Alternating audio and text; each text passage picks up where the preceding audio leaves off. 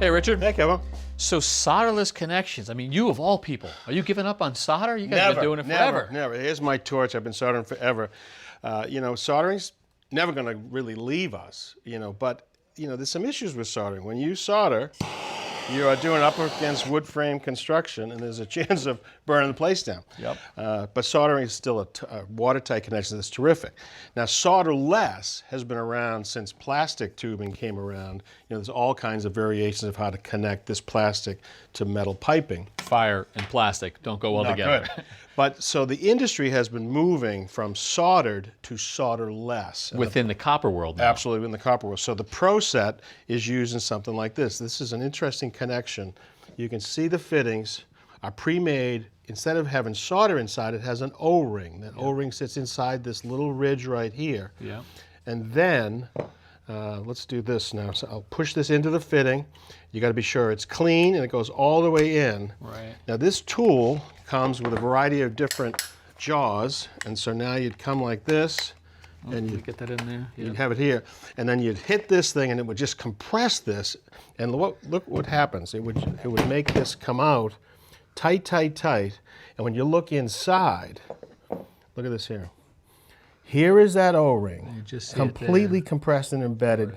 You've now squeezed the metal to metal and metal to metal on this side, but you've left that O-ring tight but not deformed. And when you say interesting connection, rock solid. You guys Absolutely. have no concerns Absolutely. about this stuff at all. There's millions and millions and millions of these things in the walls and everywhere, and they hold tight, and they hold it really tight for structure too. Right.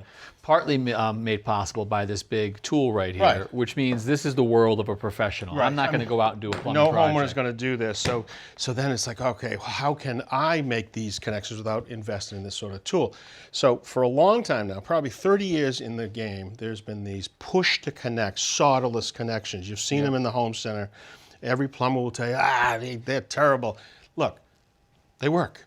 They work. They hold tight. They've been around for a long time. What makes them work is pretty interesting. Here's what they look like on the outside. When I turn it over in a cutaway, you can see. So we got another O-ring in there. Okay, here's an O-ring, and then you see this? This is a stainless steel ring that sits right here. And what happens is, as the tubing comes by that ring, it gets locked on and held in place. It has a little bit of a bevel, right? Incredible teeth that's slightly at an angle. So one way, but you can't come back the other way. That's right. So now, how well will it hold? This was pumped up to 2,900, just under 3,000 pounds of pressure.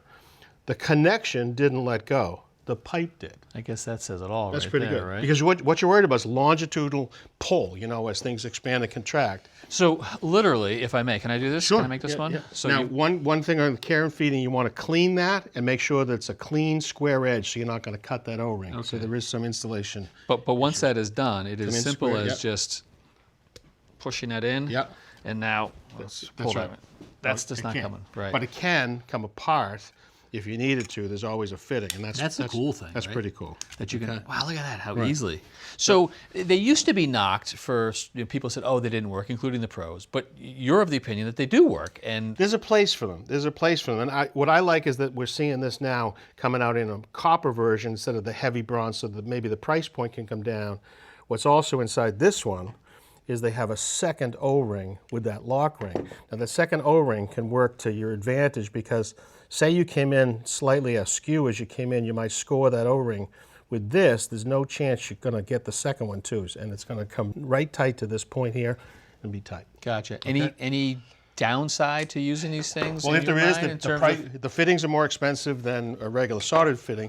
The other is... Make that up. I mean, what's the downside of that? Well, the downside is that if you make this, it can allow it to spin. So, if you're going to run pipe in space, you're going to have to add more hangers because this can still spin. Oh. The O-rings, the lock ring is holding it, but the O-rings is letting it spin around. So you might get out of orientation. Right, just it can spin a little. All right, well, that's easy to compensate for that one. The place where these things shine is in catastrophe.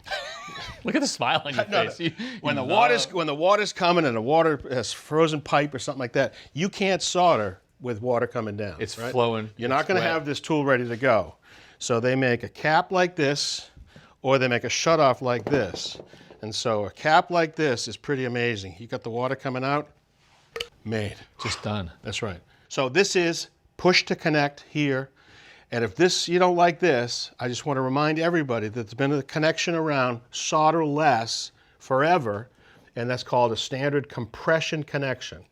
And so with this, it is a nut and a little brass ring. See that ring right here? Yep. Called a ferrule. And that comes down like this.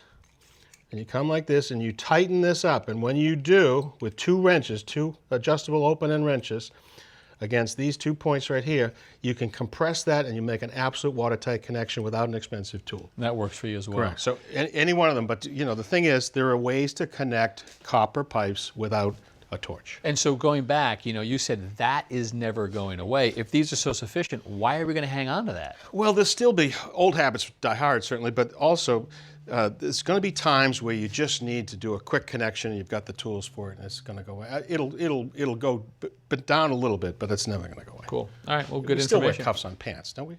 Thanks for watching. This Old House has got a video for just about every home improvement project, so be sure to check out the others. And if you like what you see, click on the subscribe button to make sure that you get our newest videos right in your feed.